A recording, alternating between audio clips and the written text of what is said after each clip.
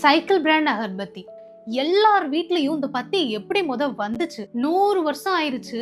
எத்தனையோ பிராண்ட் வந்தாலும் இவங்க எப்படி ஸ்ட்ராங்கா நிக்கிறாங்க? எந்த ஊரா இருக்கும்னு நினைக்கிறீங்க? This is Sukanya. Welcome back to my channel. Kannada பேசக்கூடிய மதுரையில பிறந்த ரங்காராவ் நிறைய வேலைலாம் ட்ரை பண்றாரு. இருந்தாலும் பெர்ஃப்யூம் மேல அவருக்கு ரொம்ப இன்ட்ரெஸ்ட் வருது. ஆனா யோசிச்சு பாருங்க, 100 வருஷம் முன்னாடி எப்படி பண்ணியிருந்திருப்பாரு? இப்ப ஒரு பெர்ஃப்யூம் பண்ணணும் அப்படின்னா கிளாட்லயோ சாட்ஜிபிட்ல போட்டா எனக்கு ஃபார்முலா அப்படியே வந்துடும். அப்ப 100 வருஷம் முன்னாடி எப்படி பெர்ஃப்யூம் பண்ணணும்னு அவர் தேடிக்கிட்டே இருக்கும் பொழுது அவருக்கு கிடைச்சதுதான் பிரான்ஸ்ல ஒரு புக் இருக்குங்கிறது. அங்க இருந்து ஒரு புக்கை ஆர்டர் பண்ணியிருக்காரு. அது இந்தியாவுக்கு வந்து சேரவே 2 வருஷம் எடுத்திருக்கு. பெர்ஃப்யூம் மேக்கிங் ஸ்கில்ல நல்லா கத்துக்கிறாரு. அவரோட இன்ட்ரெஸ்ட் பத்தி செய்யலான்னு வருது. அப்பெல்லாம் பத்தி ஒண்ணு லூஸ்ல கிடைக்கும், இல்ல பெரிய பெரிய கண்ணாடி ஜார்ஸ்ல கிடைக்கும். அதுக்குன்னு ஒரு பிராண்ட் கிடையாது. 1950ஸ்ல இவர் இன்ட்ரோடியூஸ் பண்றதுதான் சைக்கிள் பிராண்ட் அகர்பத்தி. இன்னொன்னு எல்லாருக்கும் சைக்கிள் பியூர் அகர்பத்திஸ். இப்ப நம்ம பார்க்கக்கூடிய இந்த கிரீஸ் ப்ரூஃப் கார்பன் பேக்கேஜிங் அவரு கொண்டது தான். இதனால இருந்த பெனிஃபிட் பத்தியோட ஸ்மெல் லாங் லாஸ்டிங்கா அப்படியே ப்ரிசர்வ் பண்றதுக்கு ஹெல்ப்ஃபுல்லா இருந்தது. பத்தி லாஜிஸ்டிக்ஸ்ல சேஃபா போறதுக்கு ஒரு ரீசனா இருந்தது. 1956ல இந்தியால இருந்து ஸ்ரீலங்காக்கு பத்தி அனுப்புறதுக்கு காரணமாகவும் இருந்தது. இதுக்காக மைசூர்ல அவருக்கு எக்ஸிபிஷன்ல கோல்டு மெடலும் கொடுக்கறாங்க. கொஞ்சம் கொஞ்சமா மற்ற பிராண்ட்ஸ் எல்லாம் அந்த பத்தி இண்டஸ்ட்ரிக்குள்ள வர ஆரம்பிக்காங்க. ஆனா அவங்க எல்லார்கிட்டையும் இருந்த ஒரே டிராபேக் என்னன்னா, எல்லாருமே தேர்ட் பார்ட்டி வெண்டார்ஸ் கிட்ட இருந்து ஃப்ராக்ரன்ஸை வாங்கினாங்க. ஆனா இவங்களுக்குன்னே ஒரு இன்ஹவுஸ் ஃப்ராக்ரன்ஸ் செட்டப் வச்சிருந்தாங்க.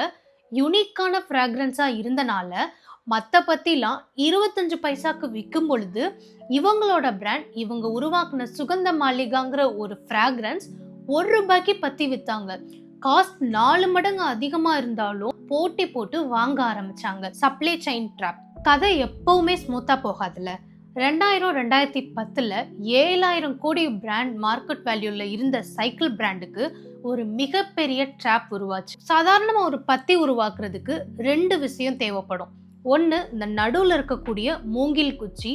செகண்ட், இதை சுத்தி உருவாக்கக்கூடிய இந்த ப்ரீமிக்ஸ் பவுடர். இந்தியால கிடைக்கிற குச்சியை விட வியட்நாம்ல ரொம்ப விலை கம்மியா கிடைச்சனால இங்க இருக்கக்கூடிய பத்தி செய்யற எல்லாரும் வியட்நாம்ல தான் வாங்கினாங்க. சைனா இந்த ப்ரீமிக்ஸ் பவுடர் பண்றதுல ஃபர்ஸ்ட்ல இருந்தாங்க. ஒரு கட்டத்துல நம்ம ஊர்ல இருக்கக்கூடிய நிறைய பேருக்கு வேலை வாய்ப்பு இழக்குறாங்க.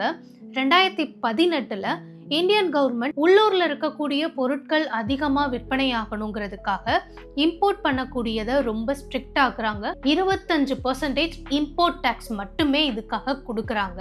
யோசிச்சு பாருங்க, சைக்கிள் பிராண்ட் மாதிரியான மிகப்பெரிய ஒரு மல்டி பிராண்ட் கம்பெனிஸ்க்கு டெய்லி லட்சக்கணக்கில் மூங்கில் குச்சி தேவைப்படும். ஒரே நாள்ல வியட்நாம்ல இருந்து நீ இம்போர்ட் இனி பண்ண முடியாது. அப்படியே இம்போர்ட் பண்ணா 25% டாக்ஸ் கட்டணுங்கிறப்ப மொத்த ப்ராஃபிட் மார்ஜினும் அங்க அடி வாங்கும். இப்ப இவங்க என்ன பண்ணாங்க? இங்கதான் சைக்கிள் பிராண்ட் அகர்பத்தியோட 3rd generation leader Arjun Ranga ஒரு செம்மையான பேக்வர்ட் இன்டகிரேஷன் ஸ்ட்ராட்டஜியை இன்ட்ரடியூஸ் பண்றாரு. இந்தியால அசாம், திரிபுரா இந்த ஸ்டேட்ஸ்ல மூங்கில் காடு அதிகமா இருக்கும். ஆனா அங்க மேனுவலா தான் மூங்கில மக்கள் தான் கட் பண்ணிக்கிட்டு இருப்பாங்க. நிறைய மிஷினரிஸ், ஸ்பீட் மிஷினரிஸ்ல இன்வெஸ்ட் பண்றாங்க. அங்க இருக்கக்கூடிய பீப்புளுக்கு ட்ரைனிங் கொடுத்து மூங்கில கட் பண்ணி குச்சி உருவாக்குறதுக்கும் ஹெல்ப் பண்றாங்க. ஸ்டார்டிங்ல இது ஒரு கேபிட்டல் எக்ஸ்பெண்டிச்சர், அதாவது முதலீடு ரொம்ப அதிகமா தான் இருந்தது. ஆனாலும் 12ல இருந்து 18 மாசத்துக்குள்ளேயே உள்நாட்டிலேயே ஒரு சப்ளை செயினை அவங்க உருவாக்கிட்டாங்க. இப்ப என்னதான் ஒரு வார் நடந்தாலும், எவ்வளவோ பாலிசிஸ் சேஞ்ச் ஆனாலும் கூட சைக்கிள் பிராண்ட் அதை பத்தி கவலைப்படவே தேவையில்லை. பீப்புளோட பிஹேவியர் சேஞ்ச் ஆகும் பொழுது அதே பத்திய வாங்குவாங்களாங்கிறது தெரியாது. அர்ஜுன் ரங்கா இன்னொரு பெரிய ரிஸ்க் எடுக்கிறாரு. பல சகாப்தமா சிங்கிள் ப்ராடக்டையே நம்பி இந்த சைக்கிள் பிராண்டை இவர் டைவர்சிஃபிகேஷன் பண்ண நினைக்கிறாரு. அப்போ பூஜா ரூம்ல மட்டும் இல்லாம லிவிங் ரூம்ல இருந்து அவங்களோட லைஃப் ஸ்டைல்ல நம்மளோட பொருள் இருக்கணும்னு நினைக்கிறாரு.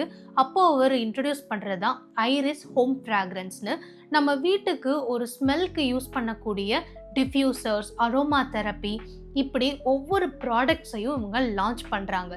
அது மட்டும் இல்லாம பியோர் ப்ரேயர் அப்படின்னு ஒரு ஆப் லான்ச் பண்ணி ஒவ்வொரு பண்டிகைக்குமே பூஜா ரிலேட்டடான எல்லா பொருட்களையும் ஒரு கிட் மாதிரி அவர் செல் பண்ணுறாரு.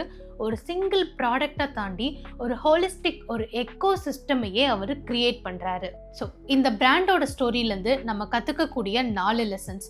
மார்க்கெட்டில் எல்லாரும் கம்மி விலைக்கு விற்கிறாங்கங்கிறதுக்காக நம்மளும் கம்மியான விலைக்கு தான் கண்டிப்பாக விற்கணும்னு இல்லை.